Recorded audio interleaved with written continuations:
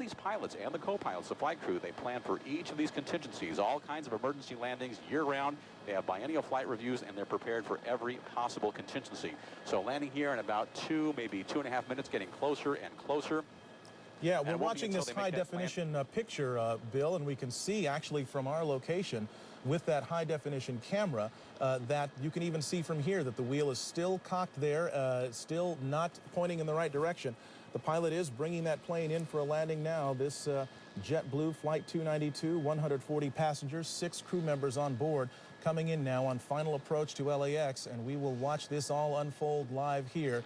What is hoped for, the best possible scenario, is that the thing straightens out and it just lands normally on the runway. Or it could end up with the nose skidding down that 12,000-foot runway at LAX. But there is so much equipment there, Michelle. They've got the cavalry out there, it seems like. They've got it covered from the air, from the ground. They've got fire trucks, ambulances, and we should also note there are buses ready to transport the passengers back to the terminal. So they are anticipating and hoping that none of the emergency equipment will be needed and that they'll be using the buses a lot more than they'll be using the emergency gear. Let's watch this thing go. And they've got their weather working in their favor, too. At this time yesterday, there were still some thunder showers in the area showing up on our live Doppler 7000, but today, nice, clear conditions for this plane to come in and make this, emergency landing.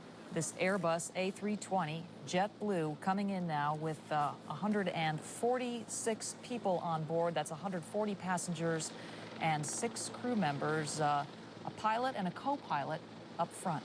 All right, we are watching it now, and it's coming in low and presumably slow now. It's probably crossing the 405 and approaching Sepulveda Boulevard and ultimately the airport. That's runway 25 left. That was the 405 freeway right there. We're getting close.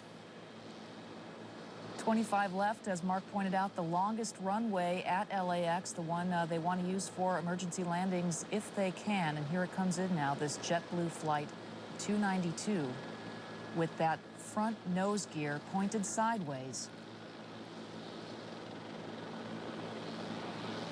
Hold the nose.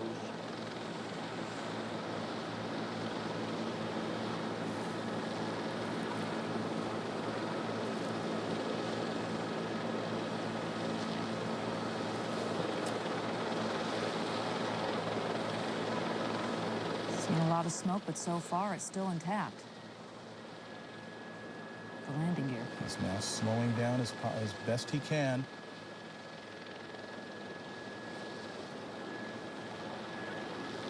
End of the runway. Mighty strong landing gear here. That's the tires burning out there. All right. Best of all possible scenarios, it did not collapse. The chin gear, or the chin of that aircraft did not skid down the runway. It has come to a complete stop.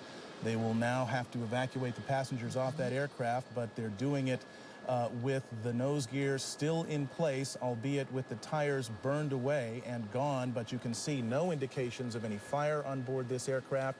It appears that this has all come to a very safe conclusion.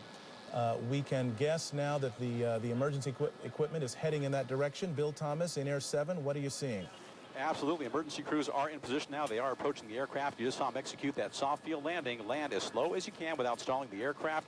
They brought the nose down very gently at the end of the runway. They used up about 95% of the runway. And in just moments now, what you'll see is the emergency doors opening up, and everybody will use the emergency chutes at the direction of the stewardesses and stewards, the flight attendants. You can see the on the left side of that JetBlue Flight 292, 1, 2, and 3 doors there. They'll be opening any moment now. They will deploy the emergency chutes, and then one by one, each of those passengers will be deplaned. If anybody was injured during the landing, that's unclear right now. But if they were injured during that landing, there are fire crews and paramedics standing by to take care of everybody. There are 3 rescue helicopters on the ground here at LAX as well. If anybody had to